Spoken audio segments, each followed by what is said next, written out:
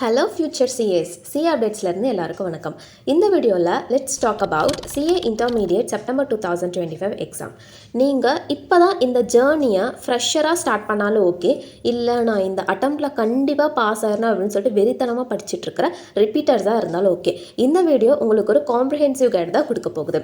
இந்த வீடியோவில் நம்ம என்ன பார்க்க போகிறோம் அப்படின்னா, break down the syllabus, share effective strategies to crack the exam in September 2025 attempt, and last but not the least, the winning study plan for September 25 attempt. So let's get started. First things first, mark your calendars. இன்னும் September 25 அட்டம்ப்ட்டுக்கு 45 to 48 days தான் இருக்குது. So realise the seriousness and understand the seriousness. I say already ஒஃபிஷியலாகவே September 25 அட்டம்ப்டோட time டேபிளை announce பண்ணிட்டாங்க. September 4th start ஆகுது, 15th complete ஆகுது. ஸோ இந்த மாதிரி உங்களோட கேலண்டரை நீங்கள் மார்க் பண்ணி வச்சுட்டு அதுக்கப்புறம் நீங்கள் ப்ரிப்பேர் பண்ண ஸ்டார்ட் பண்ணிங்க அப்படின்னா this gives you a clear target to work towards. ஏன்னா நம்மக்கிட்ட இன்னும் கொஞ்ச நாள் தான் கையில் இருக்குது. ஸோ நம்ம சீரியஸ்னஸாக படிக்க ஸ்டார்ட் பண்ணால் மட்டும்தான் பாஸ் ஆக முடியும் அப்படின்ற ஒரு குட்டி பயம் உங்கள் மனசுக்குள்ளே வரும். அப்போ தான் நீங்கள் கன்சிஸ்டண்ட்டாக எந்த ஒரு பிரேக்கும் ஆர் எக்ஸ்கியூசஸும் எடுக்காமல் ஃபுல் பொட்டன்ஷியலோட ப்ரிப்பேர் பண்ண ஸ்டார்ட் பண்ணுவீங்க. சிஏ இன்டர்மீடியட் அண்டர் நியூ ஸ்கீமில் டோட்டலாக 6 பேப்பர்ஸ் இருக்குது. அதாவது 2 groups. Each group contain 3 papers. Group 1ல் அட்வான்ஸ்ட் அக்கௌண்டிங், கார்பரேட் அண்ட் அதெல்லாம் டாக்ஸேஷன் இன்க்ளூட் ஆகுது. அதே மாதிரி குரூப் 2ல் cost and management accounting, auditing and ethics and financial management and strategic management cover ஆகுது. நீங்கள் ஃப்ரெஷராக இருந்தீங்க அப்படின்னா it's all about conceptual clarity and building a solid base. ஏன்னா நீங்கள் ஆல்ரெடி ஒரு 4 to 5 months முன்னாடியே உங்களோட ப்ரிப்பரேஷனை ஸ்டார்ட் பண்ணியிருப்பீங்க. So you had a good amount of time to build a solid base. அதே மாதிரி இன்னொரு முக்கியமான விஷயம் என்ன அப்படின்னா, உங்ககிட்ட ஆல்ரெடி ஒரு 5 month ஒரு குட் அமௌண்ட் ஆஃப் டைம் இருக்குது அப்படின்றது முக்கியம் கிடையாது. இஃப் யூட்டிலைஸ் இட் எஃபெக்டிவ்லி, அதுதான் இந்த இடத்துல ஒரு இம்பார்ட்டன்ட் மேட்டர். ஃபர்ஸ்ட் பாயிண்ட் என்ன for freshers, syllabus deep dive. நம்ம ஃபஸ்ட் சொன்ன மாதிரி நீங்கள் ஆல்ரெடி 4 to 5 months பிஃபோரே உங்களோட ப்ரிப்பரேஷனை ஸ்டார்ட் பண்ணியிருப்பீங்க. So you have a good amount of time and I am sure you had build a solid base on conceptual clarity.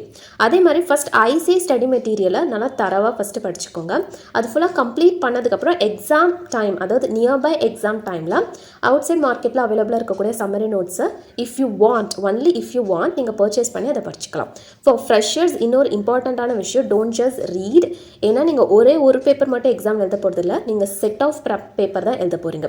அதனால் don't just read, understand the why behind every concept. ஏன்னா நீங்கள் ஒவ்வொரு கான்செப்டுமே by heart பண்ணி retain பண்ண முடியாது. So உங்களால் முடிஞ்ச அளவுக்கு எந்தெந்த கான்செப்டில் வை பிஹைண்ட் எவ்ரி கான்செப்டை அண்டர்ஸ்டாண்ட் பண்ணிக்க முடியுதோ அதெல்லாம் கொஞ்சம் ட்ரை பண்ணி அண்டர்ஸ்டாண்ட் பண்ணிக்கோங்க. And second point, structured study plan. இந்த செகண்ட் பாயிண்ட் உங்களோட எஃபர்ட் போட்டு ப்ரிப்பேர் பண்ணும் அப்படின்ற நீட் இந்த இடத்துல கிடையாது.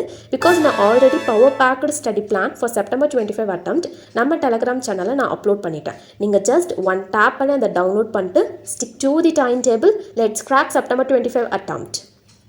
டெலகிராம் சேனலுக்கான லிங்க்கை நான் இந்த வீடியோ டிஸ்கிரிப்ஷனில் பின் பண்ணியிருக்கேன். நம்ம சேனலை விசிட் மட்டும் பண்ணுறது இல்லாமல் சப்ஸ்கிரைபும் பண்ணிவிடுங்க.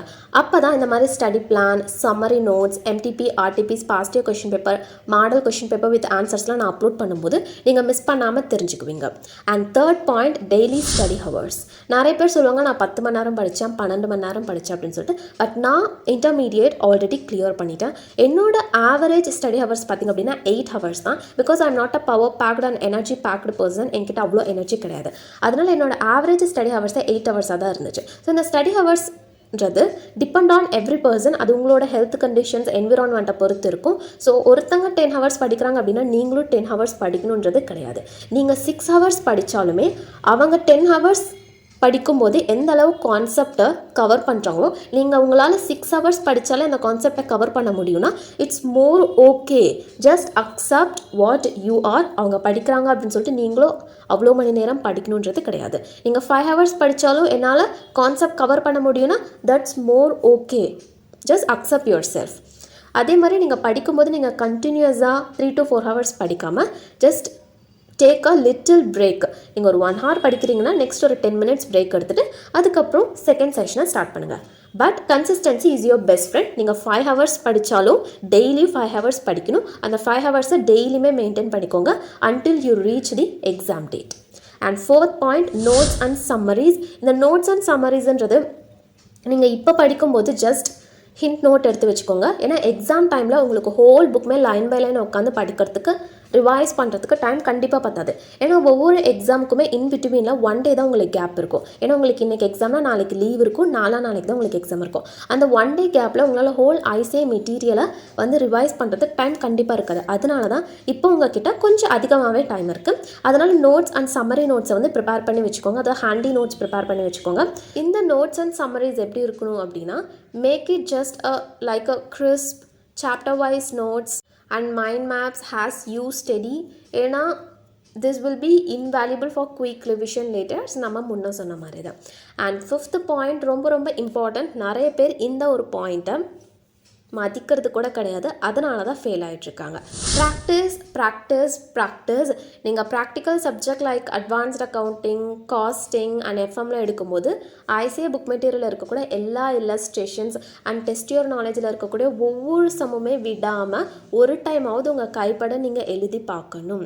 இது ரொம்ப ரொம்ப இம்பார்ட்டன்ட். அதுவே for theory papers focus on answer writing practice. For example corporate law and auditing பார்த்தீங்க அப்படின்னா நீங்கள் எக்ஸாம் டைமில் கதை ஸ்டார்ட் பண்ணிடுவீங்க. பட் அதுக்காக தான் focus on answer writing practice. அவங்க கொஷினில் என்ன கேட்டிருக்காங்களோ just limit your answers to what they are asking. நீங்கள் எக்ஸ்ட்ரா இல்லைனா எக்ஸ்ட்ரா மார்க் வருன்றது முட்டாள்தனம்.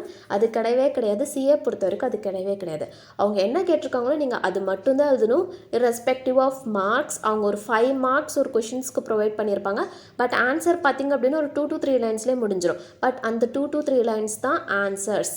இதுக்கு 5 மார்க் கொடுப்பாங்களா அப்படின்னு சொல்லிட்டு நீங்கள் எக்ஸாம் டைமில் ஒரி பண்ணிக்க தேவை கிடையாது.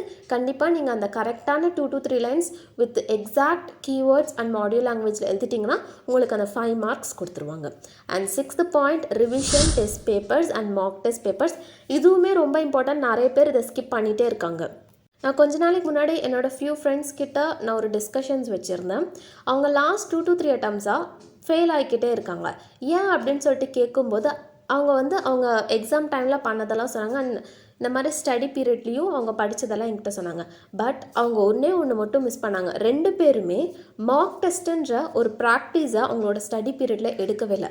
2 பேருமே அதை மிஸ் பண்ணியிருந்தாங்க. அதனால தான் அவங்க ஃபெயில் ஆகிட்டே இருக்காங்க அப்படின்னு சொல்லிட்டு நான் நினச்சிருந்தேன். அதேமாதிரி அவங்க மே அட்டம்ப்டில் ப்ரிப்பேர் பண்ணும்போது mock test and past year question பேப்பரை எழுதி பார்த்துட்டு அதுக்கப்புறம் எக்ஸாம் போனாங்க. And they crack the CA intermediate group 1.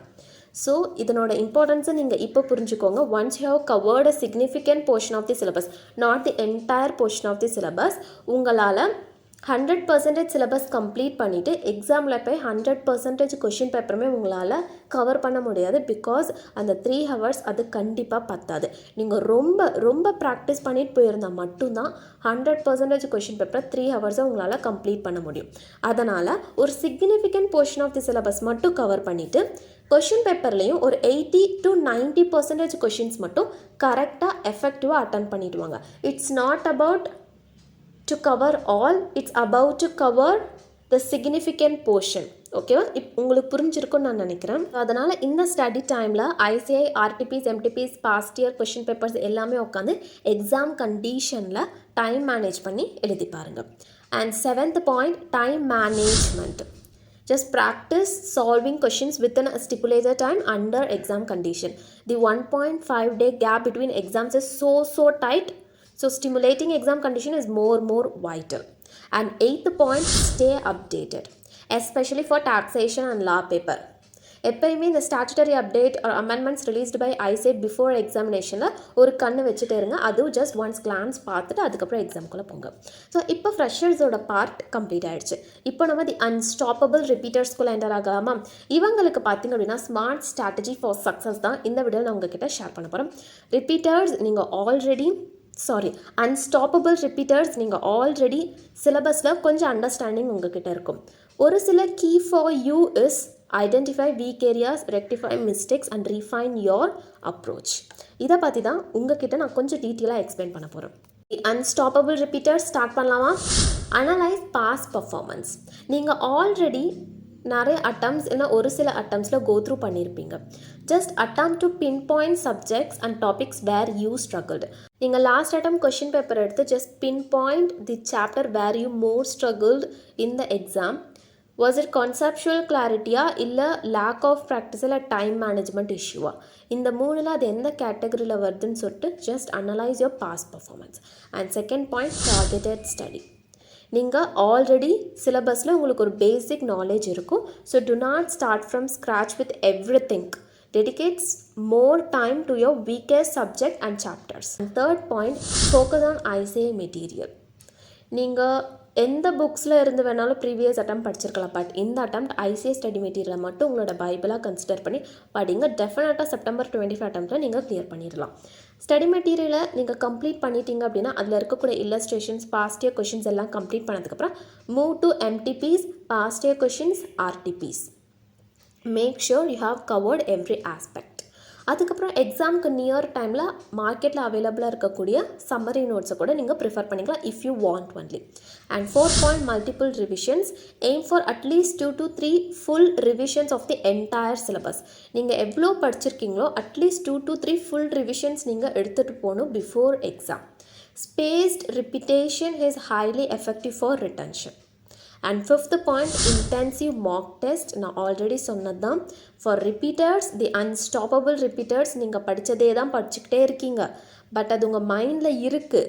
But அது எப்படி எக்ஸாம் டைமில் வெளியே கொண்டு வரதா, அதுக்கு நீங்கள் ப்ராக்டிஸ் எடுக்கணும் இல்லையா? அதுக்காக தான் mock test. Just attempt at least 2 to 3 mock test before appearing in exam. And 6th point, strengthen presentation. Theory paper like law and auditing பார்த்திங்க அப்படின்னா focus on structuring your answer. Using keywords, module language is more important and maintain a neat presentation. 7th point, do not neglect easy topics. நீங்கள் already படிச்சிருந்தாலும் okay, நீங்கள் அதில் ஸ்ட்ராங்காக இருக்கீங்கன்ற ஒரு confident இருந்தாலும் okay, just spend a little more time to revise thoroughly. ஏன்னா sometimes easy topics can lead to silly mistakes if not reviewed properly. Just mind it. And last but not the least, maintain a positive mindset. It's tough to repeat. Of course I understand because நானுமே group 1 3rd attemptல தான் clear பண்ணியிருந்தேன். It's tough to repeat. But every attempt is a learning opportunity. Stay motivated and believe in yourself. Just remember one thing, an attempt is a step in your whole CA journey. This attempt is not your entire CA journey. I hope you understand my words. நான் next வீடியோவில் subject wise approach and key areas for CA intermediate for both குரூப்பும் நான் வந்து cover பண்ண போகிறேன். So stay tuned for my next video. And நீங்களும் நம்ம channel subscribe பண்ணால் அப்போ சப்ஸ்கிரைப் பண்ணிவிடுங்க. அப்போ தான் நான் அடுத்தடுத்து வீடியோ போஸ்ட் பண்ணும்போது உங்களுக்கு நோட்டிஃபிகேஷன் வரும். நீங்களும் அதை மிஸ் பண்ணாமல் தெரிஞ்சுக்குவீங்க. அதே மாதிரி டெலகிராம் சேனலும் நீங்கள் என்ன சப்ஸ்கிரைப் பண்ணால் அப்போ சப்ஸ்கிரைப் பண்ணிவிடுங்க. அப்போ தான் நான் நெக்ஸ்ட் போஸ்ட் பண்ணுறேன் இ புக்ஸும் உங்களால் யூட்டிலைஸ் பண்ணிக்க முடியும். அண்ட் லாஸ்ட்டாக நன்றி, வணக்கம்.